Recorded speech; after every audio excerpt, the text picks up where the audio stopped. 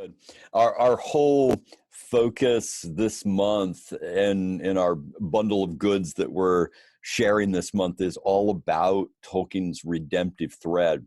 So even what you just shared there and the hope that you found really speaks to that principle of applicability that was so big from Tolkien's perspective.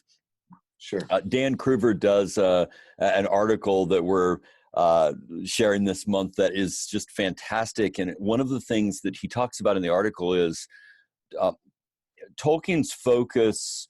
Tolkien himself in one of his letters said that his main theme, somebody was asking him, like, what is the theme? And he insisted that it was not about power or war. So many people thought that, he was trying to kind of make a statement in his day about the degrading effect of power and war, and he said that's not really it. He said instead, if anything was his focus, he said his focus was really more about death and immortality. Death and immortality. For you, John, is there a standout scene or cluster of scenes that really demonstrates that concept of the redemptive thread and the themes of really immortality? Sure. One of the things you said earlier about this idea of desperation and anticipation, and kind of how they were almost like a seesaw, it kind of made us feel that way. And I think I described it as a kind of like a heart monitor as you're watching in the hospital, like the EKG kind of goes up and down.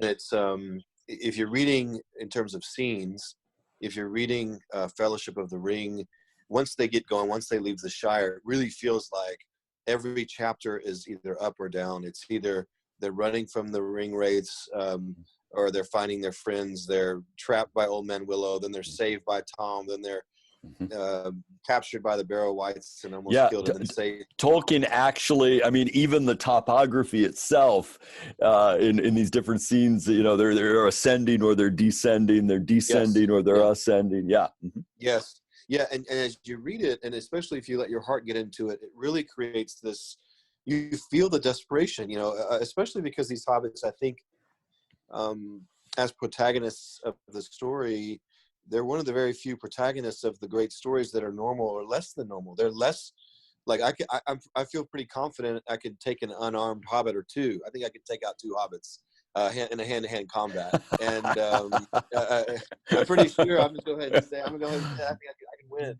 if we're in the octagon. I know I can take one.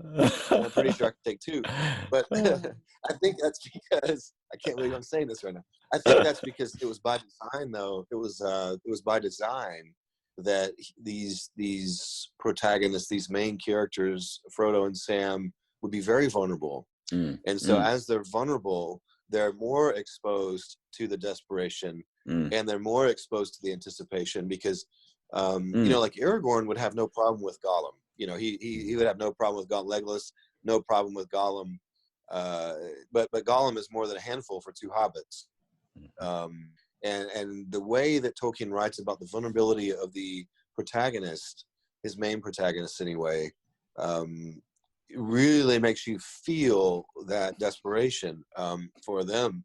Like they're trapped under this tree and they can't get out, or they're caught in the Barrow Wights and they're not strong enough to get out. And so it heightens to me some of the themes and some of the up and down, which to me are all like mini eucatastrophes. They're all you're up here and then you're down, you're up, down, and finally they land in Rivendell and you have this extended peace, and then you have the forming of the Fellowship, and they join together for the common task, which is kind of the main quest task at that point. But before then, you really see that, and so that's part of a larger metric, a larger rhythm, a larger song that we don't hear, but that Tolkien would call the great music, which is that I think there is desperation and anticipation in the great music. If you listen to the ocean waves, in which he said contain more of the great music than any other material on earth.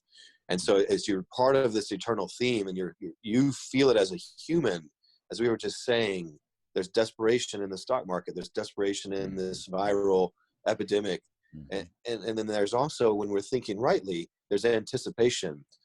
Otherwise, it's just like one of those really depressing rock songs that only goes down. And some of those songs are really good. Like man, I love Linkin Park. You know, that's some of my favorite music. But they mostly go down. You know, and they don't go back to the anticipation. Right. But they do great with that desperation. It's so beautiful. But it's only half the story. It's only half the story. Yeah. And so I feel like there's a rhythm in these books that you connect to in your heart, that your longings connect to, even though you don't understand what's going on. You connect to this vulnerability and this anticipation and desperation. That's really